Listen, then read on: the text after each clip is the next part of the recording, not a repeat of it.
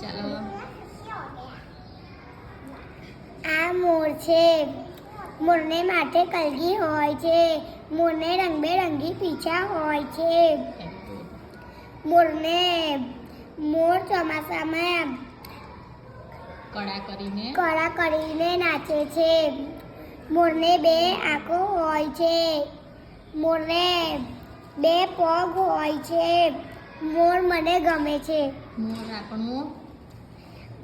મોર આપણું રાષ્ટ્રીય પક્ષી છે. Very good. પછી મોર શું ખાય? અનાજના દાણા ખાય. મોર કેવા કેવા રંગનો હોય છે? રંગબેરંગી પીછા વાળો પણ હોય. અને તમે સફેદ મોર જોયો છે? ક્યાં છે? કમાટી બાગમાં જાઓ ને તો ત્યાં આખો સફેદ મોર છે.